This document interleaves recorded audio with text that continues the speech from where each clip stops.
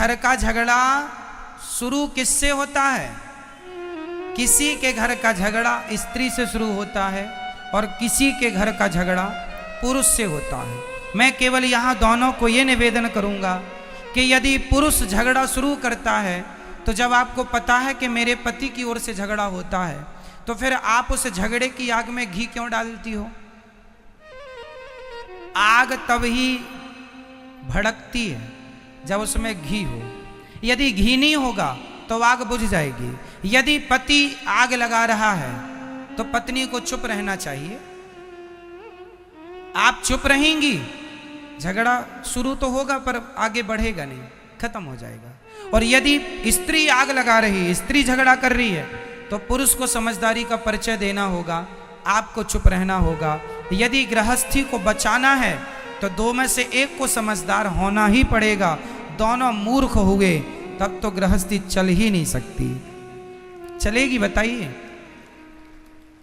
इसलिए दो में एक को समझदार होना चाहिए। इसलिए या स्त्री समझदारी का परिचय दे या पुरुष समझदारी का परिचय दे। ज्यादा बोलने से विवाद होता है।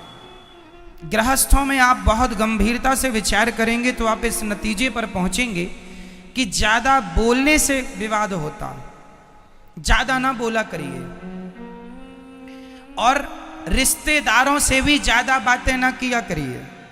और एक चीज और बताऊं, पति और पत्नी दोनों को अपने घर का भेद कितना भी खासम खास हो, कोई हो, तुम्हारा अपना ही क्यों ना हो, घर के भेद कभी किसी से नहीं कहने चाहिए। घर की बातें, आजकल स्त्रियां पति पत्नी में जरा सा विवाद हुआ जाके पड़ोसन से कह आती हो, तुम तो कल पति पत्नी मिलके एक हो जाओगी, पर पड़ोसन को तो तुम्हारी औकात पता चल ही गई ना। वो तो सदा ताने, अरे हमसे ना ज्यादा झाड़ो, हम जानते तुम्हारे पति को, हम जानते हैं तुम्हें, तुमने क्योंकि बोल दिया था। सारे घरों में झगड़े होते हैं, हर घर में। इसका अर्थ ये नहीं कि तुम अपनी बातें जाके पड़ोसन से कह लोगी, रिश्तों में कह लोगी, किसी से ना कहा करो। अपनी घर की बातें, घर के आप लोग अपनी समझदारी से अपने रिश्तों को ठीक करिए। और तलाक देना और लेना ये किसी भी समस्या का समाधान नहीं। तलाक लेके क्या करोगे? माँ बाप के घर बैठोगी? बेटियों से मेरा सवाल है, तलाक लेके कहाँ जाओगी? अपनी मम्मी के घर बैठोगी कब तक? मम्मी जब तक जिंदा है तब तक तुम्हारा सम्मान है। माँ मर जाएगी फिर तुम्हारी भौजाई तुम्हें सम्मान करेगी? सम्मान भी देखो, एक दिन जाओ, 2 दिन जाओ तो सम्मान होता है। घर पे ही पड़े रहो किसी के तो सम्मान नहीं होता। बोलो हाँ या ना?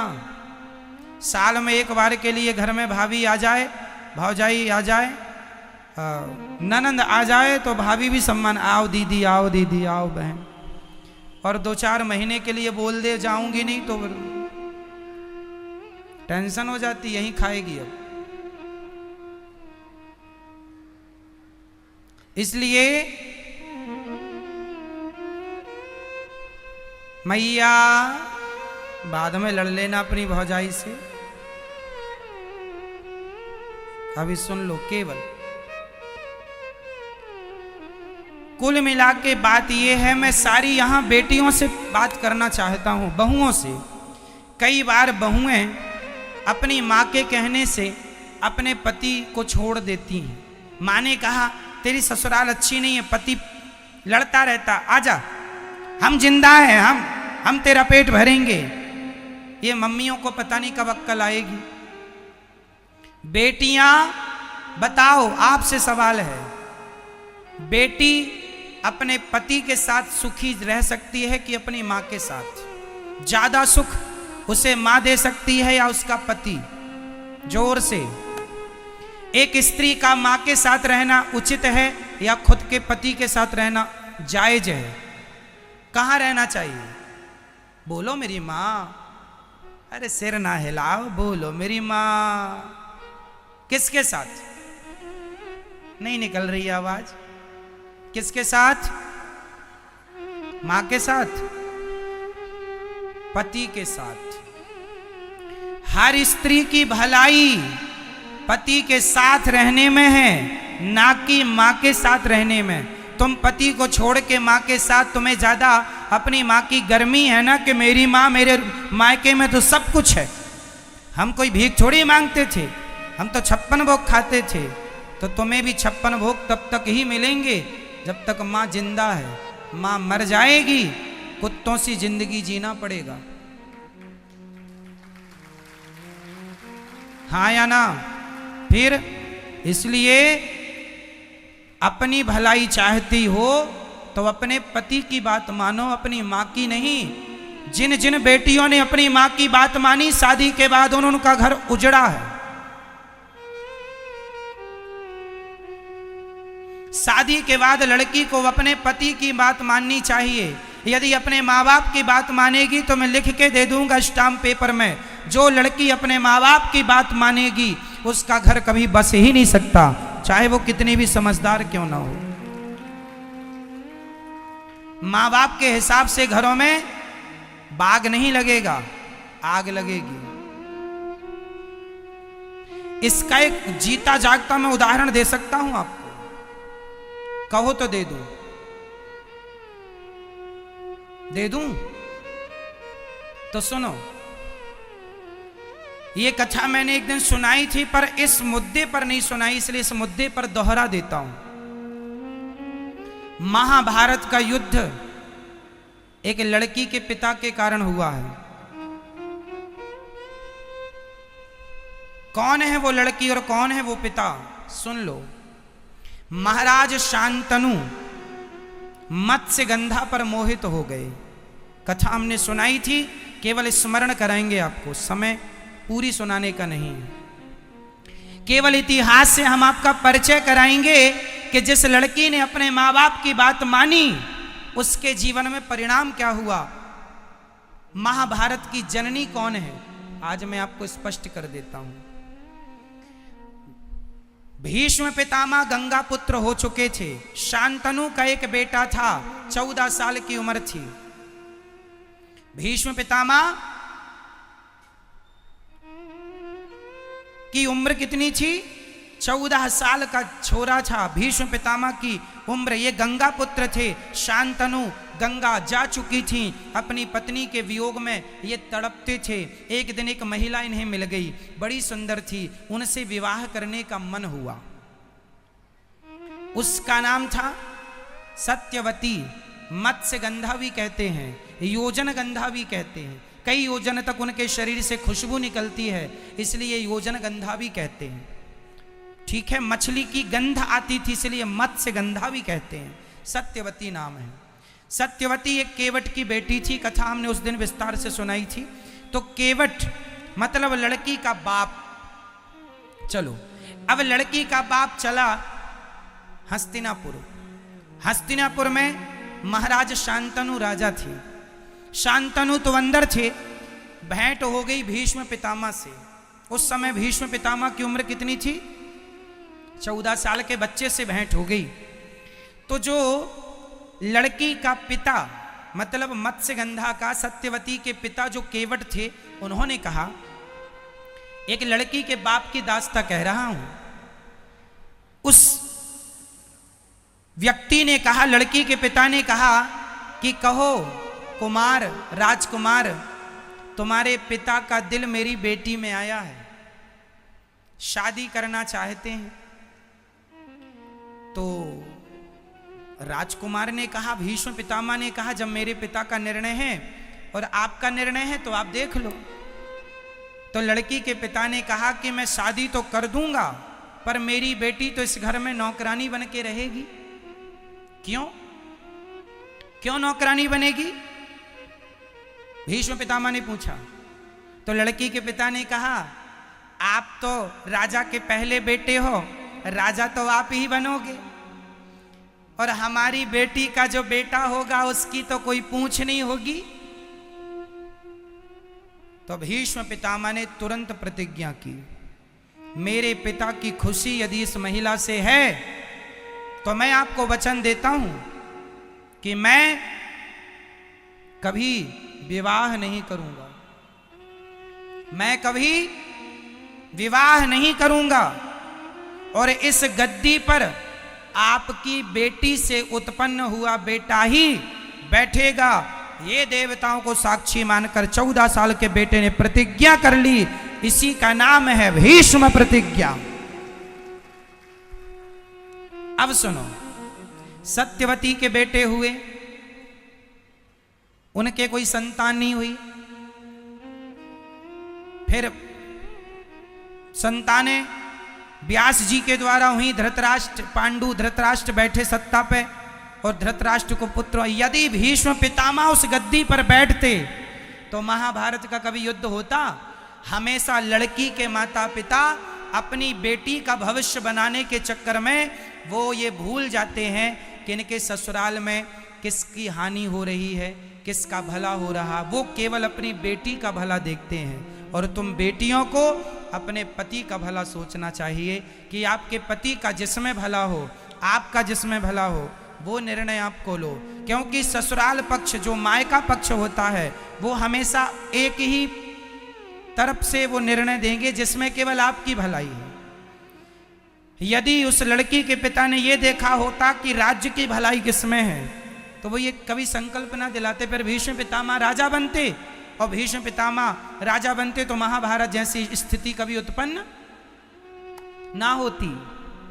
केवल यही बात समझाना है आपको कि शादी के बाद मेरी बहनों, मेरी बेटियों, हाथ जोड़ के कहता हूं, हाँ, यदि ससुराल में आप पर कोई अत्याचार हो रहा है तो आपके माँ बाप का बोलना जायज है, उचित है, पर बात बात में उंगली करना जायज नहीं है। छोटी छोटी बातों में भी माँ बाप उंगली करें, इससे रिश्ते टूट जाएंगे, खत्म हो जाएंगे। 100 में से 95 रिश्ते माँ की गलती से, लड़की की माँ की गलती से टूटते। इसलिए अपने पति, यदि तुम्हारा पति गलत रास्ते पर है, चलो एक और उदाहरण देता हूं। यदि आपका पति किसी और महिला के चक्कर में पड़ गया तो आप क्या करेंगी? भगवान करे कि आपके साथ ऐसा कभी ना हो, पर यदि हुआ तो आप क्या करेंगे? यदि आपको पता चल गया कि मेरा पति तो किसी दूसरी महिला के चक्कर में है, उससे बात करता है, उसके संग उठता बैठता है, जब आपको पता चलेगा आप क्या करती हैं? आप सबसे बड़ी गलती करती हैं। आप सबसे बड़ी गलती ये करती हैं कि जब आपको पता चलता है कि आपके पति का किसी महिला से चक्कर है तो आप तुरंत अपना सामान बांधती हैं और अपने मायके चली जाती हैं। अपनी माँ से बताती हैं। क्या होगा? माँ समस्या का समाधान नहीं कर सकती। तुम्हारा पति है, रास्ता भटक गया है तो तुम पत्नी का, तुम्हारा धर्म है कि उसे सही रास्ते पर लाना है। तुम चली जाओगी तो वो तो और आजाद हो जाएगा। इसलिए उस समय तुम्हें अपनी माँ के पास नहीं, अपने पति के पास रहना है और उस महिला के पास जा करके उसे सबक सिखाना है। समझाओ प्यार से, बातों से माने तो बातें, कोर्ट कचहरी से माने तो वो, नहीं तो लातें कहाँ चली गई। ठीक है मेरी माँ? तो आपके रिश्तों में कभी ऐसी आग लगे तो आपको क्या निर्णय लेना चाहिए? क्या हमेशा अपने पति को बचाएंगी आप? और यदि पत्नी किसी पुरुष के चक्कर में पड़ जाए तो पति उससे बचाए। पति और पत्नी एक दूसरे के रक्षक हैं। एक दूसरे की क्या है? क्या है? क्या है मेरी माँ? पूरक, रक्षक। इसलिए कभी आपका पति एक तो रास्ता ना भटके, यही अच्छा है, पर रास्ता भटके तो आप तुरंत अपने पति कुछ भी कहे पर आपको उस महिला को सबक सिखाना चाहिए। यदि हर स्त्री अपने पति के लिए उन महिलाओं को सबक सिखाने लगी तो समाज की महिलाएं डर जाएंगी कि यदि हमने इसका घर बिगाड़ा तो हमारी बदनामी होगी, जमाना हमें क्या कहेगा। आप तो गलती ये करती हैं कि आप उठाए झोला मायके चली गई, यहाँ पति उसके संग मौज करता रहा और तुमने तलाक ले लिया, तलाक लेके घर बैठ गई। इससे तुम्हें क्या मिला?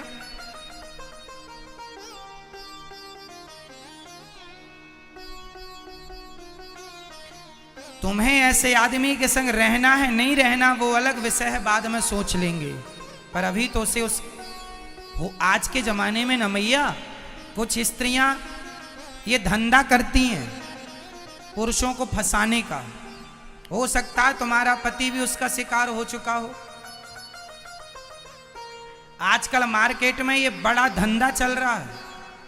जो अच्छे लोग हैं उन्हें ये महिलाएं अपने झूठे जाल वाल में फंसाती हैं। हो सकता उनमें से आपका कोई अपना हो। इसलिए हर पुरुष से मैं निवेदन करूंगा, पराई नारी से सदा बच के रहो। पराई नारी कभी तुम्हारी सगी नहीं हो सकेगी। कभी ना पराई नारी सगी होगी, ना पराया पुरुष सगा होगा। अपनी पत्नी और अपने पति में ही विश्वास करना सीखो। यदि तुमने किसी और के आंसुओं पे चले गए तुम्हारा सर्वनाश हो जाएगा। कुछ महिलाएं कैसे फंसाती हैं। एक महिला एक पुरुष के पास आई, रोने लगी, हमारा पति हमें बहुत मारता है। तो पुरुषों की तो दया बड़ी होती है।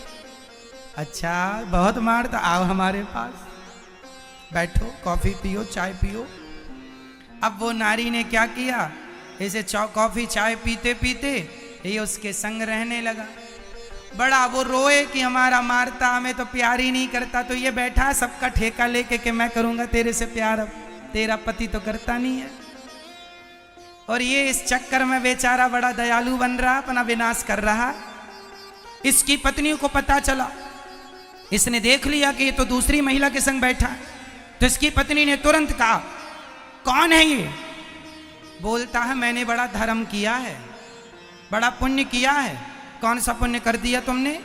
बोले इसके पति ने इसको प्यार नहीं किया, बहुत डांटता है, बहुत मारता है, तो मैं इसको प्यार करता हूं। अब तुम भी मेरी पत्नी हो और ये भी मेरी है। लो ये कौन है? इन्हें क्या कहेंगे? क्या यही गृहस्थ जीवन का धर्म है? रोते हुए की मदद करना अच्छी बात है। विपत्ति पे किसी के संग खड़े हो जाना अच्छी बात है, पर किसी विपत्ति का आप उससे उसके बदले में उसका चरित्र मांग लें, ये बहुत बुरी बात है कि तेरी मदद मैं चरित्र के बदले करूंगा या करूंगी। इन चक्करों में ना पड़ा करो। समाज बहुत गलत रास्ते पर चल चुका है, बहुत गलत कदम बढ़ चुके हैं लोगों के। समाज में क्या क्या लोग कर रहे हैं कहा भी नहीं जा सकता। क्यों मैया, बहुत कुछ हो रहा समाज में या नहीं? तो ऐसी गंदगियों से आपको अपने पतियों को बचाना है, अपनी पत्नियों को बचाना है, और आने वाली पीढ़ी को, बेटा और बेटियों को बचाना है इस गंदगी से। कहीं आप शिकार ना हो जाए। इसलिए पति पर जब कोई चरित्र का हमला होगा तो सबसे पहले साथ कौन खड़ा होगा? पत्नी। और पत्नी के संग पति, और एक दूसरे के चरित्र की रक्षा करो, एक दूसरे के काम आओ और प्रेम से गृहस्थी निभाओ। एक दूसरे से प्रेम करो। पत्नी पति से प्रेम करे, पति पत्नी से प्रेम करे। जैसे हमारे राम सीता से प्रेम करते हैं और सीता राम से प्रेम करती हैं, और दोनों से प्रेम हो, और दोनों पति पत्नी मिलकर दोनों भगवान से प्रेम कीजिए। यही सदगृहस्थ है, यही गृहस्थी है मेरी मां। मैया समझ में आई बात? तो गलत रास्ते पर आप तो नहीं जाएंगे ना कभी। तो आप अपने पत्नी से और अपने पति से झगड़ा तो नहीं करेंगे। मैया आप लोग अपने पतियों से प्यार करती हो कि नहीं? बोलो हाँ या ना, बोलो हाँ या ना। करते हैं मैया? हाँ करते। तो आपका पति आपसे प्यार करता है कि नहीं? चलो आप तो करती हो अपने पति से, पति करता है कि नहीं? नहीं, कभी तो आई लव यू कहा ही होगा उसने, नहीं कहा कभी? मैया पति ने कभी आई लव यू कहा? नहीं कहा। अरे राम राम राम राम। कहते रहते हैं पर ये मानती नहीं है मैया। आपके पति भी आपसे बहुत प्यार करते हैं। अच्छा, पत्नियों को यही लगता है कि हम प्यार कर रही हैं अपने पति से, हमारा पति तो करती नहीं प्यार। 100 में से 95 पत्नियों को यही लगता कि हमारा पति हमसे प्यार नहीं करता। अब पति बेचारा क्या छाती फाड़ के दिखा दे कि हम तुमसे प्यार करते हैं? कह ही तो सकता है, छाती तो ना तुम फाड़ सकती हो ना पति फाड़ सकता। तो इसलिए मेरी माँ, यदि आपका पति आपसे प्यार करता है तो निश्चित जहां प्रेम अधिक होता है ना, यदि हम आपसे प्रेम करते हैं तो हम आपको डांट भी सकते हैं। बोलो हाँ या ना? हम आपसे प्रेम करेंगे तो हम आपको डांट भी सकते हैं, प्रेम नहीं करेंगे तो हम आपको नहीं डांट सकते। आपका पति आपको डांटा करे तो बात बात में गुस्सा ना हुआ करो कि डांटते रहते हैं। जहां प्रेम ज्यादा है, जिससे प्रेम करेगा उसी को डांटेगा, उसी को डांटता। आप भी डांट सकते हैं, वो भी डांट सकता है। यही गृहस्थी है। वो कुछ कहें तो तुम चुप रहा करो, तुम कुछ कहो तो वो चुप रहें। यही समझदारी है गृहस्थी की। और ऐसे से रिश्ते चलते हैं। आप जरा जरा सी बातों में झोला उठा के मायके चली गई, आप जरा जरा सी बातों में आपने बोलना। अच्छा, पति पत्नी में कितनी भी लड़ाई हो जाए पर आप लोग बोल चाल बंद मत करना, क्योंकि बोल चाल बंद होते ही सुलह के सारे दरवाजे बंद हो जाते हैं। सुलह के दरवाजे बंद हो गए क्योंकि बोल चाल बंद हो गया। कई पति पत्नी जरा सा लड़े, बोल चाल बंद, बोलेंगे नहीं, डे बोले चुप ही टाप। बोला करो, कितना भी लड़ाई झगड़ा हो पर बोलना। ना तो सास से बोलना बंद करना, ना पति से, ना किसी से। सारे रिश्तों को निभाना है।